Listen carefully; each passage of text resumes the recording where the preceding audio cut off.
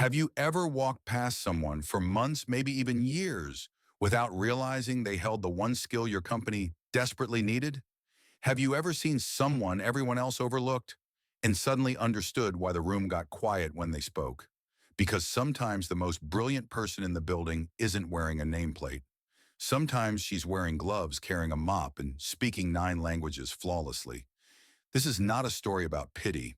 It's a story about recognition. About what happens when a system built to favor titles and resumes gets disrupted by something much harder to ignore: truth. You're about to meet Denise Atwater, a woman who cleaned offices at night and translated international contracts by day. A woman who went from the supply closet to the executive suite not because someone gave her a handout, but because someone finally looked long enough to see what was already there. But first, picture this. It was a Monday morning in downtown Fort Worth, Texas.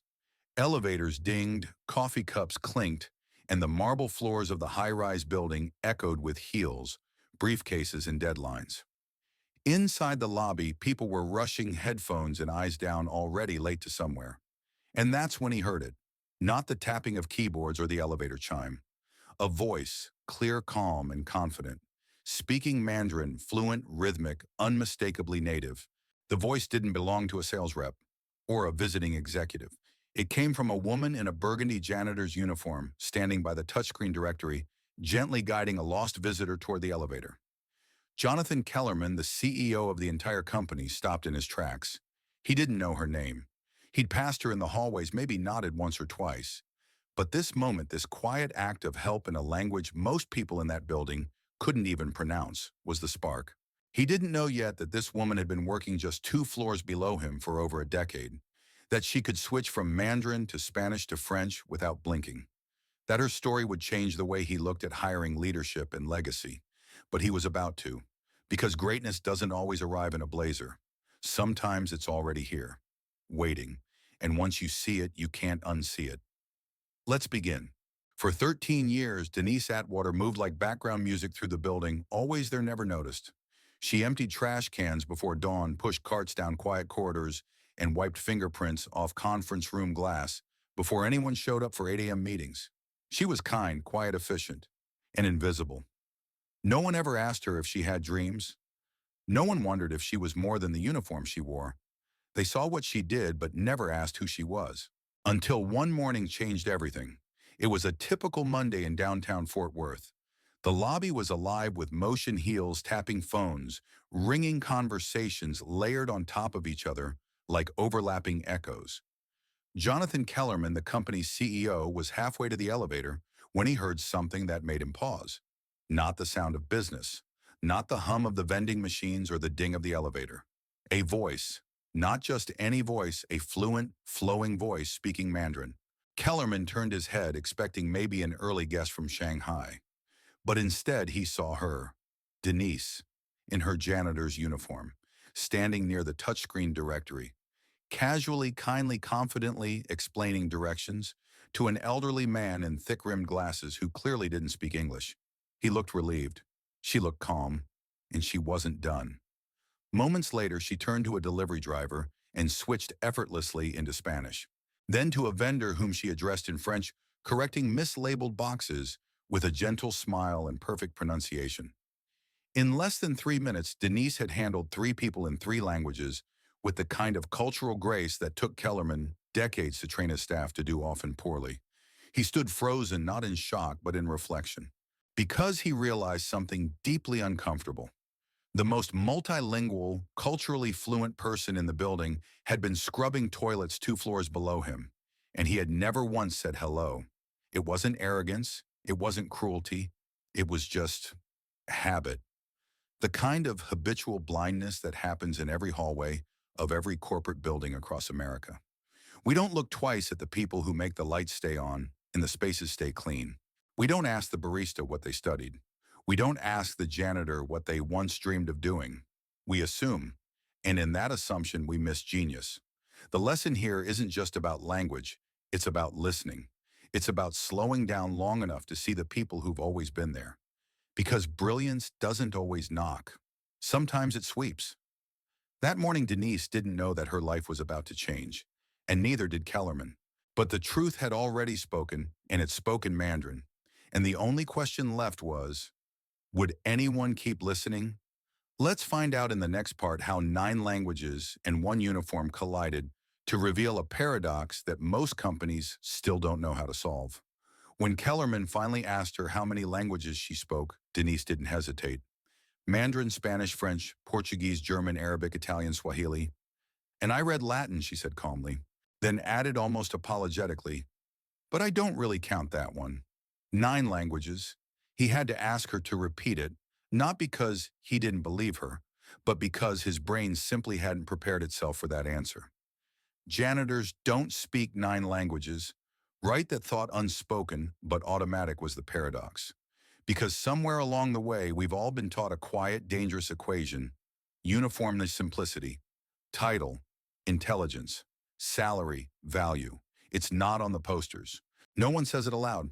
But we breathe it in, absorb it through years of office culture, through meetings where only the highest paid people speak through assumptions, baked into resumes and handshakes. So when someone like Denise walks into that frame, holding a mop, but speaking French fluently, it doesn't compute. Not because it isn't real, but because we never made space for brilliance to come in that form. And yet there she was. A woman who spent her nights scrubbing break rooms and her early mornings helping guests navigate the building in their native tongues with warmth, clarity, and command. No stumbles, no Google Translate, just skill. You see, Denise didn't learn those languages in a classroom with study guides and expensive software. She borrowed old textbooks from the library. She played international radio on a beat-up secondhand phone while cleaning offices. She scribbled vocabulary on sticky notes and taped them inside her locker. Not for a job, not for applause, but for herself. Because in a world that kept stripping away her titles, language was the one thing that made her feel undeniably capable. This wasn't talent, it was persistence. And persistence has a way of surviving even in silence. There's a quiet dignity in people like Denise. People who keep learning even when no one is watching, who sharpen their minds in the dark, and show up the next day without asking for credit. Kellerman didn't know whether to feel admiration or shame. He had built international teams. He had overseen expansions into Asia, Europe, and the Middle East. He had flown across oceans to find the right talent. And all along, one of the most culturally fluent people in his entire company had been sitting 2 floors down behind a custodial cart. And here's the irony. If Denise had walked into his office applying for a position in global relations, with no college degree, no certifications, and no LinkedIn endorsements, her resume probably wouldn't have made it past HR. That's not just a missed opportunity, that's a systemic failure. And it's more common than we think. There are thousands of Denises. They serve coffee, answer phones, drive buses, fold linens. They carry degrees from countries we don't recognize or none at all. But they carry something else too: discipline, insight, and often fluency in more than just language.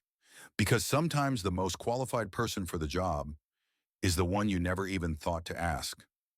And that realization, it haunted Kellerman in the best way. He couldn't unhear the Mandarin. He couldn't unsee the way she handled people with grace and ease. And more than anything, he couldn't forget that this woman, Denise Atwater, had been working in his building for 13 years. Not once had anyone asked her what else she could do. But that was about to change. Because the elevator button had already been pressed. And the next floor, it wasn't just higher. It was hers. Let's follow her there. Sitting across from Kellerman in his glass-walled office, Denise folded her hands in her lap. Her gaze swept the room, not in awe, just quiet awareness. She took in the espresso cups, the world map pinned with colorful flags, and a dusty award perched beside a photo of 2 smiling girls. I was born in Toledo, Ohio, she began softly. Only child. My dad worked as a pipe fitter. My mom was a nurse's aide. We didn't have much, but we had books. And they pushed education like it was religion. She smiled faintly. I got a full ride to Kent State. Majored in linguistics. Kellerman raised his eyebrows slightly. He didn't interrupt. I loved it, she continued. Languages made the world feel bigger. Like every time I learned a new one, a wall came down. I was halfway through my master's when my mom got sick. Stage 4. The smile faded. I came home to take care of her. Figured I'd take a semester off. Then my dad had a stroke 6 months later. Everything just collapsed. There was no bitterness in her voice, just the matter-of-fact way people speak when life has handed them more than their share of curveballs. I had a baby not long after. The man didn't stay, so I worked wherever I could: grocery stores, nursing homes, temp jobs, anything that let me pick my daughter up from school and keep the lights on. Eventually, a custodial supervisor offered her a night shift. It wasn't glamorous, but it was steady, and it let me be a mom. She paused for a moment, fingers gently tracing the edge of her chair. I didn't stop learning, though, she added. I couldn't. I'd borrowed language books from the library, stream radio from other countries while I cleaned. It made me feel like I still mattered. It was that sentence that stayed with Kellerman: I still mattered. Because that's the part we rarely talk about when someone takes a so-called step down in life. We assume that when people trade a lecture hall for a break room, a degree program for a mop handle, that their dreams shrank too. But the truth is, survival isn't the absence of ambition. It's what ambition looks like when rent is due. Denise didn't give up on her future. She redirected it. She didn't stop being brilliant. She just had to be brilliant in the margins between shifts, after homework help, before her feet gave out at 2 a.m. And like so many others in her shoes, she became a master at carrying two truths at once: that she was capable of more, and that she still had to do what was necessary day by day. You see, there's a quiet injustice we rarely examine. We judge people by their current position without ever asking about their past trajectory. We assume that someone with a badge and a bucket has always been there. But we never stop to wonder how many of them once sat in lecture halls, spoke on debate stages, or dreamed in full color. For Kellerman, hearing Denise's story was like hearing the second half of a sentence he hadn't realized was unfinished. She didn't owe him this explanation, but she gave it freely because he asked. And in doing so, she offered something more than just her resume. She offered context, clarity, humanity. It was the kind of truth that didn't need embellishment. "I'm not saying this to make anyone feel bad," she said finally. "Life happened. I did what I had to do." He nodded, the weight of her words settling somewhere deep in his chest. And in that moment, he understood something simple but profound. Intelligence isn't always packaged in prestige. Sometimes it comes in work boots, and sometimes it waits 13 years for someone to ask. But this story wasn't just about looking back. Because as Denise stood to leave his office, Kellerman realized she wasn't done moving forward, and neither was he.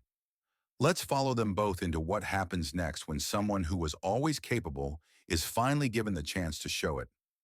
The elevator ride from the ground floor to the executive suite took 47 seconds. 47 seconds. Not long enough to plan a future, but long enough to shift one. As the chrome doors slid shut, Denise stood beside Jonathan Kellerman, her hands loosely clasped in front of her posture, upright but cautious. There was something guarded in her stance, not fear exactly, but that kind of stillness people carry when they've been underestimated more times than they can count. "I've worked here for 13 years, she said quietly, breaking the silence as the elevator hummed upward. "Never thought I'd be invited up." He turned to her, offered a small smile. "You might be surprised how quickly things can change."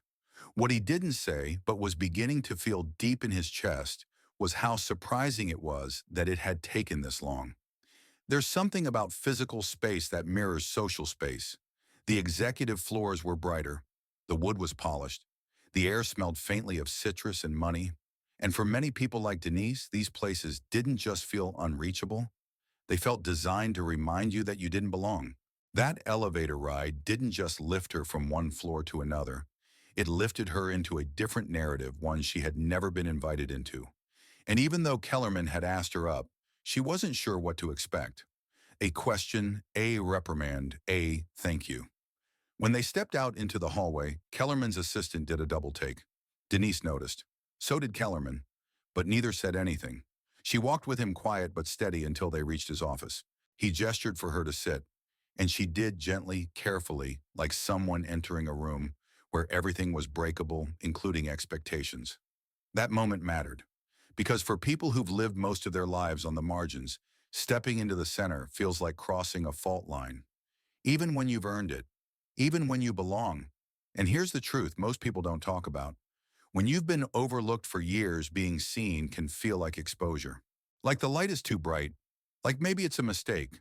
But it wasn't a mistake, it was overdue. Kellerman leaned forward, elbows on his desk. He didn't launch into questions or policies. He simply said, I need to understand how someone like you ends up here, doing what you do. And with that, the door to something real opened. Not just a conversation, a reckoning, because there's a difference between giving someone a seat at the table and inviting them to speak. That elevator ride was more than a shift in altitude. It was a shift in posture. For the first time in a long time, Denise wasn't the one adjusting herself to fit into a system. The system was making room for her. And whether it knew it or not, it was about to change. Because what started as a polite question would soon become a conversation that rippled through an entire company. But first, Kellerman had to hear the whole story. Let's sit with him and listen. That afternoon, just a few hours after their conversation, Kellerman returned to his office, but his mind never left the supply closet. He kept replaying the scene in the lobby, the calm way she spoke Mandarin, the effortless switch to Spanish, the gentle correction in French. It wasn't just about words, it was about presence. So when a last-minute crisis came up, a visiting team from Sao Paulo arrived early, and the assigned translator had canceled, he didn't hesitate. He walked downstairs himself.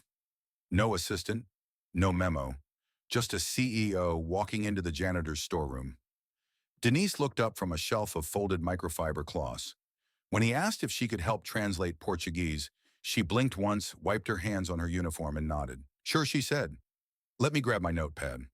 10 minutes later, she walked into conference room 4C, not with fanfare, but with quiet readiness. Four Brazilian executives sat around a polished table, visibly unsettled. They were out of sync mid-conversation when she entered. But within seconds of Denise speaking, the room shifted. She began in Portuguese, fluid, natural, respectful. Not just interpreting, but guiding. Not just repeating, but connecting. She didn't just translate. She made everyone feel seen. She matched their tone, their pace, their cultural cues.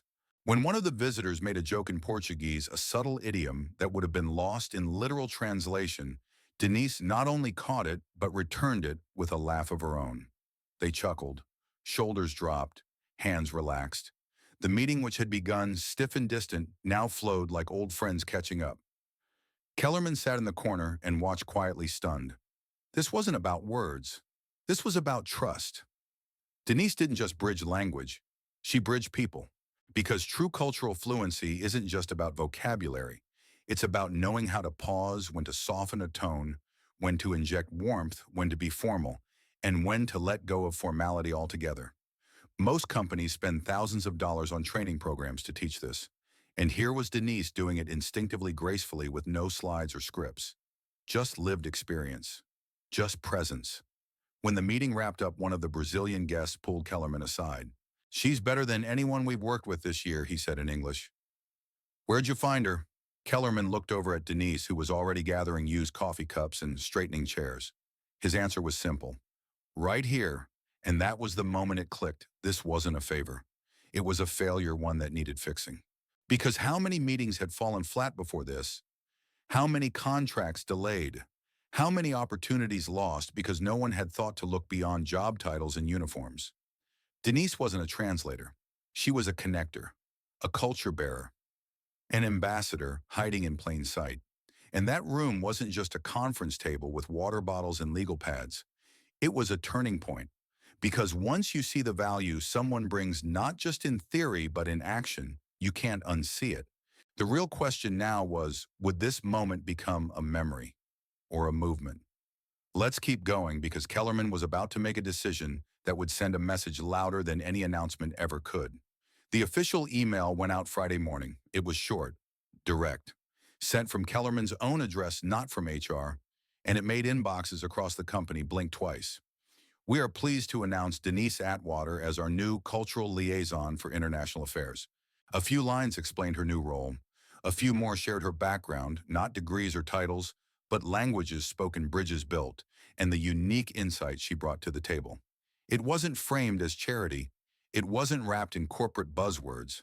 It was presented for what it was, a recognition of value already present, finally seen. And almost instantly, the building buzzed. Whispers flitted from cubicle to cubicle. Wait, Denise? The night janitor, I thought she was part-time. I heard she speaks like 12 languages or something. The reactions were mixed. Some smiled, genuinely happy. Some raised their eyebrows, unsure. And others, well, others weren't clapping. In the staff lounge, two marketing assistants leaned over their lunch containers. "I've been here 2 years with a master's in international business," one of them muttered. "She cleaned the break room last week." Her friend shrugged. "Maybe she knows something we don't." "Please," came the reply. "It's just Kellerman trying to look progressive. Check a box." Those words stung, not for Denise, who hadn't even heard them yet, but for what they revealed. That even when someone earns something with sweat, skill, and sincerity, there are people who will still try to explain it away. But that's the nature of unusual promotions. They ripple outward, disturbing the surface of expectations of norms of how things are supposed to go. And in that disturbance, people reveal more about themselves than they realize. Meanwhile, Denise was adjusting to her new office on the 12th floor. It wasn't fancy, just a desk, a plant, a computer she hadn't yet powered on. But it felt like another planet. The first thing she did was ask if she could keep her old uniform. Not to wear, just to fold. To place in the drawer beneath her new desk as a reminder of where she'd been and what it took to get here. But even in her new role, the shift wasn't simple. When she introduced herself in meetings, some people nodded politely. Others kept their questions short. A few didn't even make eye contact.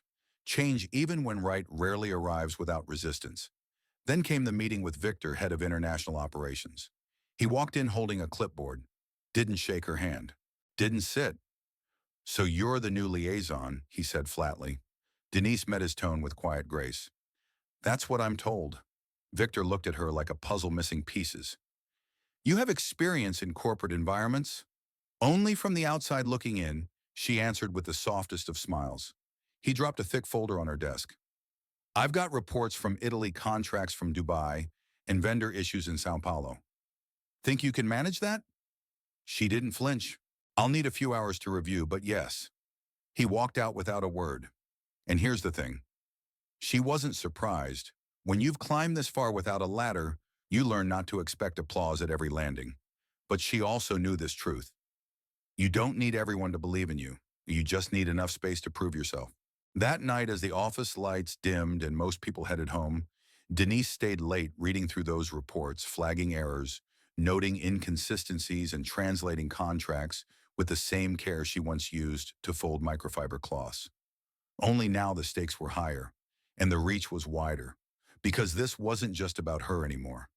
The ripples had already started, and someone somewhere was already watching. Let's see what happens when the ripple turns into a wave. It was Thursday morning when Denise got the call, but this time it wasn't from Kellerman.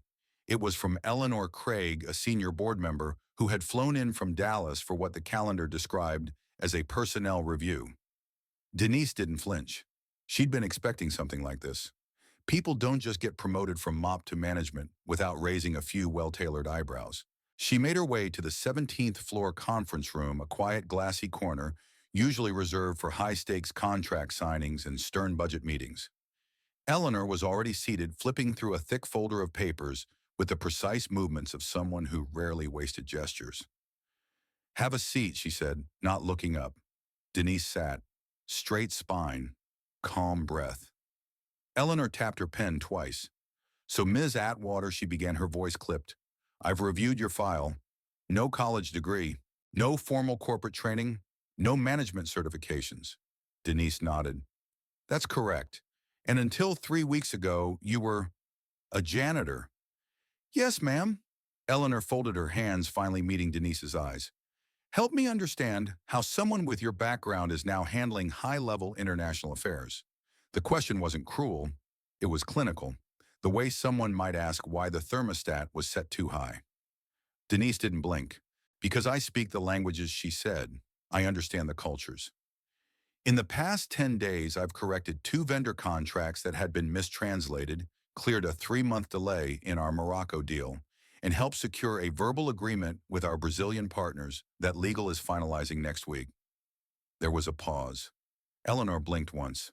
The first crack. "You think this company should be run on instinct and charm?"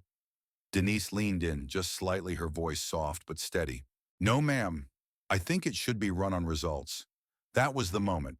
The kind people don't expect to go anywhere, but end up echoing far beyond the room. Because Eleanor Craig wasn't just a board member.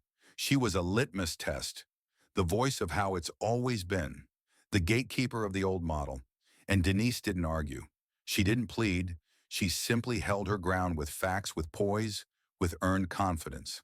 I don't need to be liked, she added, but I do need to be useful. And I am. Eleanor closed the folder slowly. You're a gamble, she said. Denise smiled just a little. I'm used to that, she replied. My whole life's been one. When the meeting ended, Denise didn't go back to her office right away. She stepped outside, crossed the street, and sat on a bench facing the glass tower she now worked in. She had walked past this building for years wearing the same uniform, wondering if anyone would ever notice the woman inside it. Now they had, and not everyone liked it. She pulled out her phone and called her daughter. Hey, Ma, came the bright voice on the other end. Everything okay? Denise paused, then nodded, even though no one could see it. Yeah, just needed to hear your voice. They talked about groceries, about a funny video the dog had made viral in the family group chat, about nothing and everything. But mostly Denise just listened. Let her daughter's laugh refill a space in her that had gone quiet for a few hours. Because sometimes even the strongest voices need someone else to remind them they're still standing. That's the thing about inspiring moments. They don't always look like speeches or spotlights. Sometimes they're quiet pushbacks in fluorescent lit rooms. Sometimes they're a single sentence that refuses to shrink. I think it should be run on results. And that's the kind of truth that doesn't need a podium. It just needs to be said out loud. Because after that conversation, the whispers began to shift. Not disappear, but bend. From doubt to curiosity, from side eyes to sideways questions, from how did she get here to what else does she know? And Denise, she didn't raise her voice. She just kept using it with clarity, with kindness, and with a growing sense that maybe, just maybe, she wasn't alone. Let's see what happens when a voice like that starts reaching further than anyone expected. The first sign appeared on a Monday, not in a memo, not in a meeting, but on the whiteboard just outside Denise's new office. Written in dry erase marker in someone's neat slanted handwriting were just three simple words, "We see you." There was no name, no flourish, but Denise stood in front of it for a long moment, her hand resting gently on the doorknob. Because for years, she had done her work in silence. For years, she had felt like background, necessary but unnoticed. And now someone had taken the time to say, I see you. It didn't matter who wrote it. What mattered was that someone had. And it wasn't just words on a board. It was proof that something was shifting. Over the next few weeks, that shift became clearer. At first, people came to Denise with translation needs, Portuguese contracts, Arabic emails, French vendor calls. But then, they started coming with other things. Questions, ideas, nerves.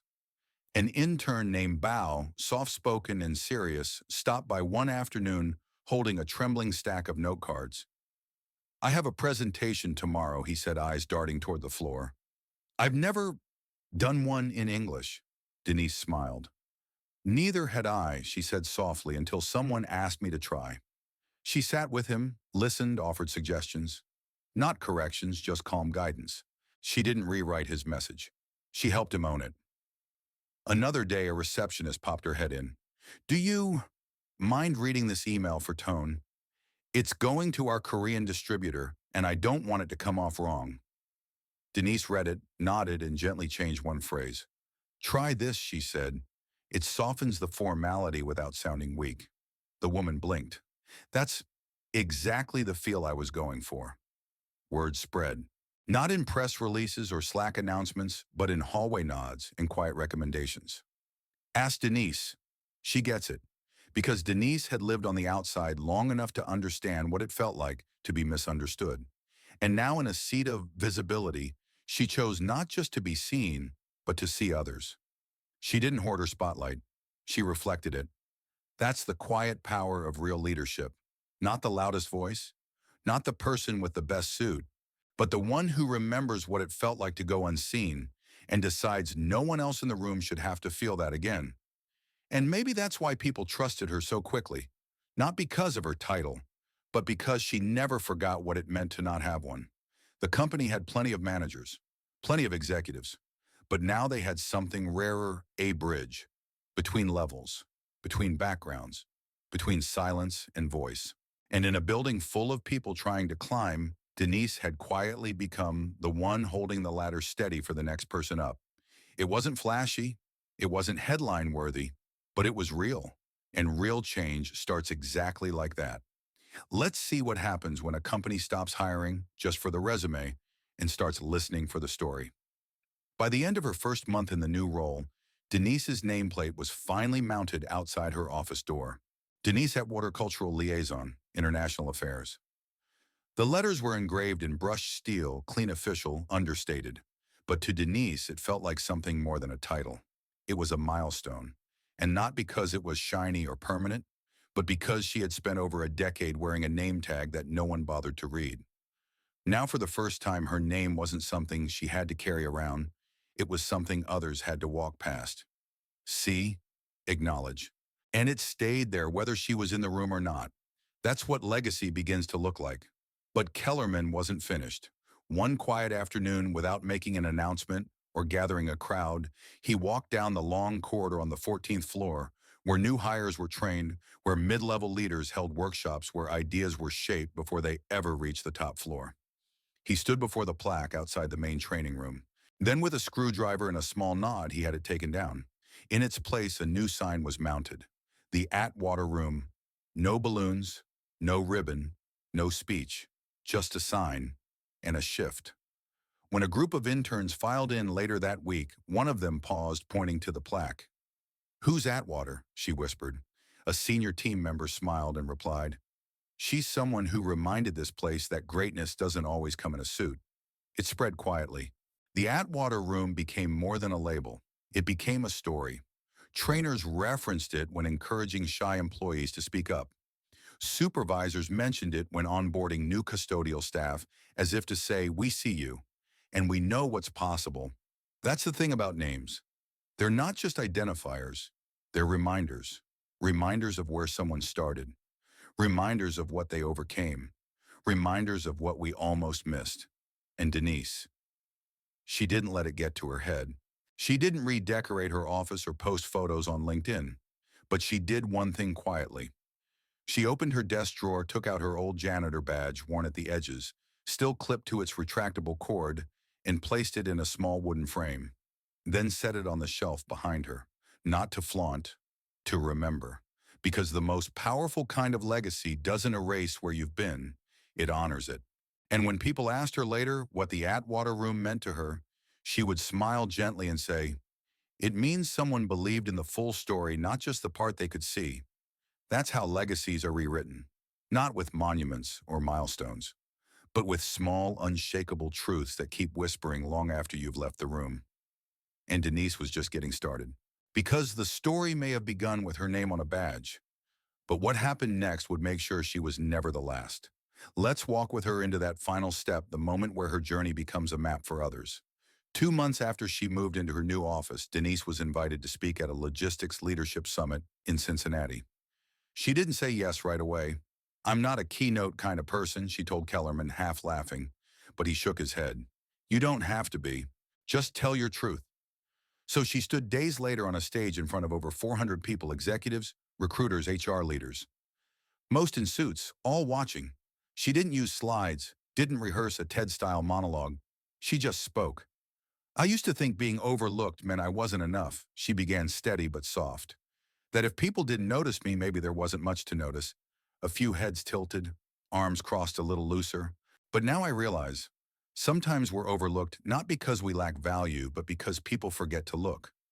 She told them about pushing carts, learning languages through borrowed textbooks and audio tapes, folding uniforms in silence, while whispering new vocabulary into the air. "I was never just a janitor," she said. "I was fluent. I was capable. I was ready. But nobody ever looked long enough to see it." Silence blanketed the room. Then she smiled, not bitter, just gently defiant. So the next time you walk past someone without a title, ask yourself, what are you really missing? The applause didn't erupt. It grew. Slowly at first, like something awakening. Then all at once, loud, standing, sustained. Because what she had said wasn't a speech. It was a mirror. Afterward, a young man mid-20s maybe approached her near the coffee stand. His voice trembled. "My mom's a housekeeper," he said. "She speaks 5 languages. I used to, I used to be embarrassed to tell people that." Denise touched his arm gently. "Don't ever be ashamed of where you come from," she said. "The only thing to be ashamed of is staying blind to brilliance." He nodded, eyes full. And that's the thing. Brilliance doesn't announce itself. It doesn't come with a resume on fancy paper. It doesn't always wear a suit. Sometimes brilliance comes with a name tag. Sometimes it holds a mop in one hand and a dream in the other. And sometimes it waits patiently until someone asks the right question. Denise never changed who she was to fit the role. She brought every part of her story with her, every late shift, every language learned in the dark, every moment spent wondering if she mattered. And that's what made the difference. Because people don't need perfection to believe. They need truth. And Denise had lived hers with humility, with strength, and with a quiet fire that made others stop and ask, what else have I been missing? So if you've ever been overlooked, underestimated, told you didn't belong, remember this: brilliance has no dress code, talent has no title, and legacy doesn't wait for permission. Sometimes the brightest light in the room is the one who had to find her own switch. And when she finally does, the whole building begins to see differently. If this story moved you, if it reminded you of someone you've passed by without knowing their full story, then maybe today's the day to start looking deeper. Share this video with someone who needs to be seen. Comment below. Have you ever been underestimated, or have you ever discovered brilliance where you least expected it? Subscribe to That Person Was Me for more powerful human-centered stories that challenge assumptions and restore dignity. Because out there in break rooms and hallways and uniform roles, there are voices waiting, there are talents rising, and there are stories just like Denise's waiting to be heard. We'll keep telling them, one voice at a time.